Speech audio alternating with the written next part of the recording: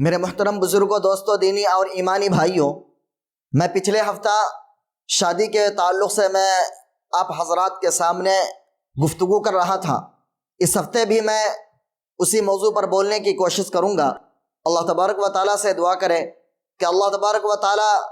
میری زبان سے جو بھی نکلے اس پر سب سے پہلے مجھے عمل کرنے کی توفیق نصیب فرمائے، اس کے بعد آپ حضرات کو بھی عمل کرنے کی توفیق نصیب فرمائے۔ میرے محترم بزرگوں، دوستوں، دینی اور ایمانی بھائیوں، اسلام توحید کا علم بردار ہے۔ اسلام ایک ایسا مذہب ہے جو معاشرے کو پرسکون دیکھنا چاہتا ہے، معاشرے میں، سوسائٹی میں، گاؤں میں، علاقے میں خوشی دیکھنا چاہتا ہے، گھروں میں خوشی دیکھنا چاہتا ہے، دلوں اور دماغوں میں خوشی دیکھنا چاہتا ہے۔ اس کے لیے اللہ تبارک و تعالیٰ نے کچھ ضوابط، کچھ قوانین، کچھ احکام دیے ہیں۔ میرے دوستو، میرے بھائیوں، اللہ تبارک و تعالیٰ نے بطور نشانی یہ کہا وَمِنْ آیَاتِهِ أَنْ خَلَقَ لَكُم مِّنْ أَنفُسِكُمْ أَزْوَاجًا لِتَسْكُنُوا إِلَيْهَا، اور یہ میری نشانی ہے، یہ اس کی نشانی میں سے ہے۔ وَمِنْ آیَاتِهِ أَنْ خَلَقَ لَكُم مِّنْ أَنفُسِكُمْ، کہ اس ذات نے تمہیں ایک جان سے پیدا کیا، ازواجا بیویاں بنائیں، لتسکنوا الیہا، تاکہ تم ان بیویوں سے سکون حاصل کر سکو۔ میرے دوستو، میرے بھائیوں، انسان کی تین خواہشیں ایسی ہے کہ اگر وہ چیز وقت پہ نہ ملے تو پھر انسان غلط چیزوں کے اندر پڑ جاتا ہے۔ جیسے ایک انسان کو بھوک لگی ہے، پیاس لگی ہے، اگر اسے وقت پہ پانی اور کھانا نہیں ملا تو وہ دم توڑ دے گا، وہ اپنی جان کھو بیٹھے گا۔ اسی طریقے سے بشری تقاضوں میں سے ایک تقاضا نکاح بھی ہے، یعنی شادی اور بیاہ۔ اگر یہ چیز بوقت ضرورت، یعنی جب بلوغت کی عمر ہو جاتی ہے اور یہ چیز اس وقت میسر نہ آئے تو انسان غلط کاموں میں، زناکاری میں، بدکاری میں، عیاشی میں اور نہ جانے کن کن برائیوں میں پڑ جاتا ہے۔ اس لیے اللہ کے نبی جناب محمد الرسول اللہ صلی اللہ علیہ وسلم نے اس چیز کی ہدایت بھی فرمائی کہ نکاح میں جلدی کرو، شادی بیاہ میں جلدی کرو، اور آپ نے 11 شادی فرمائی۔ میرے دوستو، میرے بھائیوں، آج جو ہمارے معاشرے میں اور محلے میں جو برائیاں عام ہیں اور ہمارے نوجوان جو برائیوں میں ملوث ہیں، برائیوں میں پڑے ہوئے ہیں، عیاشیوں میں پڑے ہوئے ہیں، ان کے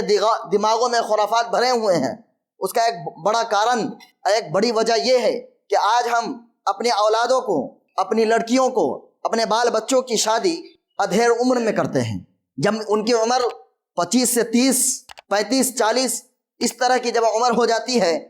میرے دوستو، میرے بھائیوں، تب ہم ان کی شادی کرتے ہیں۔ لہذا ان بلوغت کے بعد جو یہ عمریں گزرتی ہے 10-15 سال کی، ظاہر سی بات وہ ایک انسانی ضروریات ہے، انسانی تقاضا ہے۔ جس طرح انسان کو بھوک اور پیاس لگتی ہے، اگر وہ چیز وقت پہ نہ ملے تو انسان غلط طریقے سے اپنی خواہش کو پورا کرتا ہے۔ اس لیے اسلام نے شادی کو بہت ہی اہم گردانا ہے اور اہم کہا ہے۔ اور ایک واقعہ ہے کہ صحابہ کرام رضوان اللہ تعالی علیہم اجمعین آپ صلی اللہ علیہ وسلم کے دربار میں حاضر ہوئے، آپ صلی اللہ علیہ وسلم کے احوال کو جاننے کے لیے کہ آپ صلی اللہ علیہ وسلم کیا کرتے ہیں، ان کا مشغلہ کیا ہے۔ وہ آئے اور پھر جب دروازے پہ آنے کے بعد جو ہے ایک نے یہ قسم کھائی کہ میں اپنی زندگی میں شادی کبھی نہیں کروں گا، ایک نے قسم کھائی کہ میں ہمیشہ روزہ رکھوں گا، ایک نے یہ قسم کھائی کہ جو ہے میں سوؤں گا ہی نہیں۔ آقا صلی اللہ علیہ وسلم کو جب اس کی جانکاری ہوئی تو ان کے پاس میں آئے اور کہنے لگے انی لاخشاکم اللہ واتقاکم لہ، سنو، میں اللہ تبارک و تعالیٰ سے سب سے زیادہ تم میں سے ڈرنے والا ہوں، اللہ تبارک و تعالیٰ کو سب سے زیادہ جاننے والا ہوں، اللہ تبارک و تعالیٰ کا سب سے زیادہ تم سے خیال کرنے والا ہوں۔ لیکنی اصوم و افطر و اصلی و ارقد و اتزوج النساء، لیکن میری حالت یہ ہے کہ میں نماز بھی پڑھتا ہوں، لیکنی اصوم، میں روزے بھی رکھتا ہوں، وہ اصلی، اور میں نماز بھی پڑھتا ہوں، وہ ارقد، اور میں سوتا بھی ہوں، وہ اتزوج النساء، اور میں عورتوں سے شادی بھی کرتا ہوں۔ فمن رغب عن سنتی فلیس منی، لہذا جو شخص میری سنتوں کو ٹھکرائے گا، میری سنتوں سے اعراض کرے گا، میری سنتوں کو نکارے گا، فلیس منی، وہ میری پیروی کرنے والوں میں سے نہیں ہے، وہ میری پیروی کرنے والوں میں سے نہیں ہے، میرا حکم ماننے والوں میں سے نہیں ہے، وہ مجھ سے نہیں، اس کا مجھ سے کوئی تعلق نہیں ہے۔ آقا صلی اللہ تعالی علیہ وسلم نے یہ ہدایت فرمائی، یا معاشر الشباب من استطاع منکم الباء فلیتزوج فإنہ اغض للبصر واحسن للفرج۔ اے نوجوانوں سنو،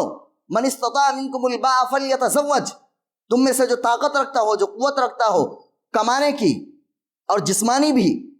اسے چاہیے کہ وہ شادی کرے، اسے چاہیے کہ وہ نکاح کرے۔ فلیتزوج، اس کا سبب کیا ہو، اس کا فائدہ کیا ہوگا؟ فإنہ اغض للبصر واحسن للفرج، کیوں؟ اس لیے کہ نکاح اور شادی جب کرتا ہے تو اس سے انسان اپنی نگاہوں کی حفاظت کر لیتا ہے۔ فإنہ اغض للبصر واحسن للفرج، اور اپنی شرمگاہوں کی حفاظت کر لیتا ہے۔ ومن لم يستطع فعليه بالصوم، اور اگر کسی شخص کے اندر، کسی شخص کے پاس جسمانی بھی اور مال اور دولت کے اعتبار سے بھی صلاحیت اور طاقت نہیں ہے تو اسے چاہیے، ومن لم يستطع فعليه بالصوم، اسے چاہیے کہ وہ روزہ رکھے۔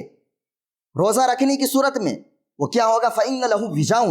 یہ چیز اس کے شہوت کو توڑ دے گی اور اس کی شہوت میں کمی آئے گی۔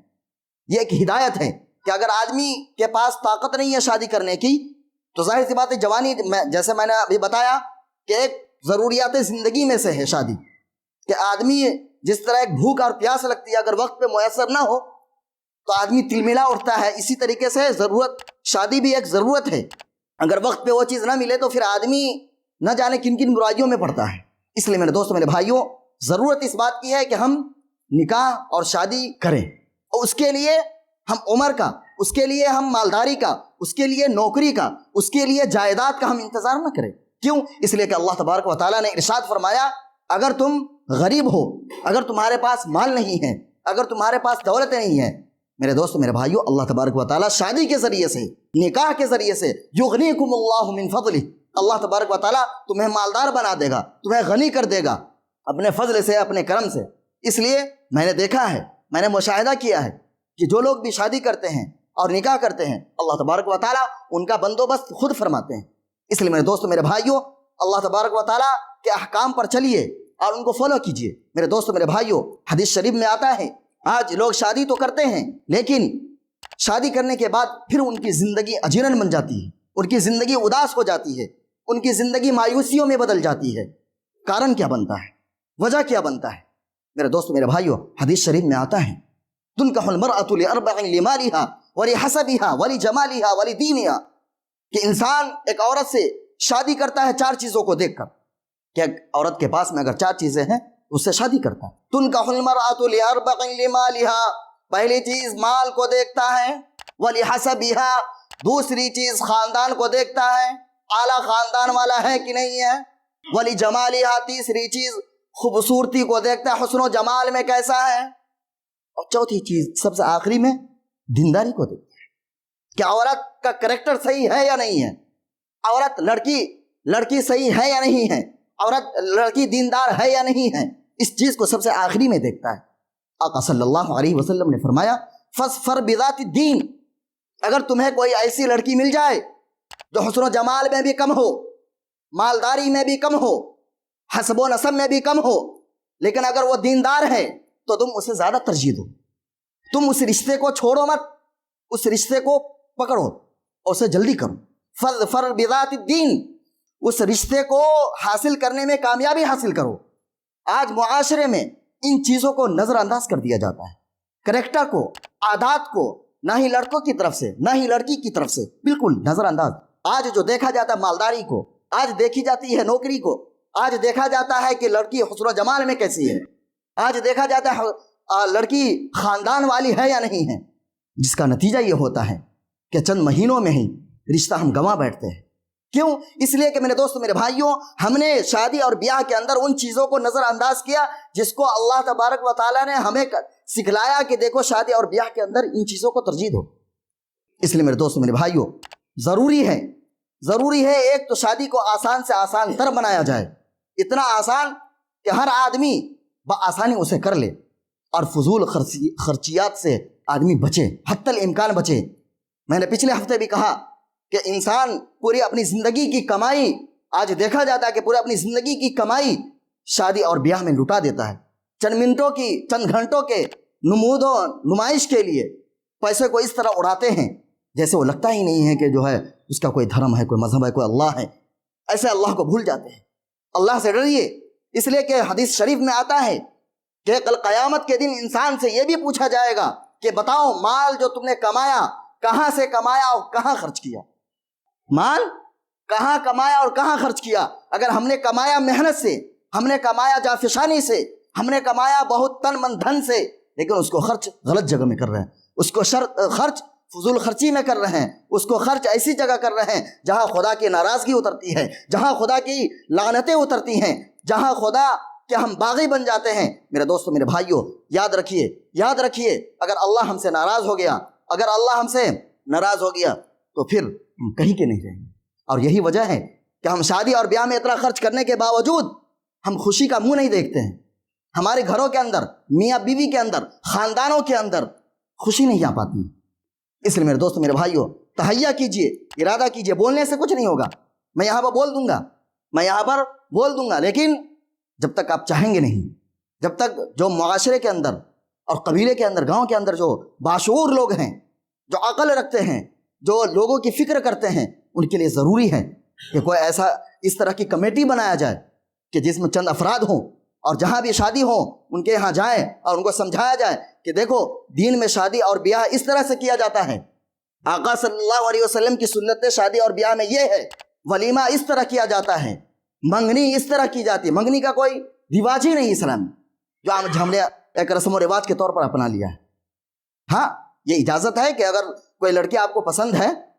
یا کوئی لڑکا پسند ہے تو اس کو باضابطہ دیکھا جائے، اس کو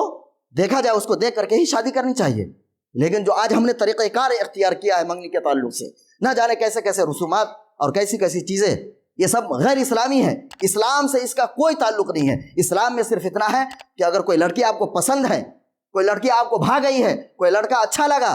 تو اسے یہ کہیے، رشتہ بھیجیے، دو گواہ رکھیے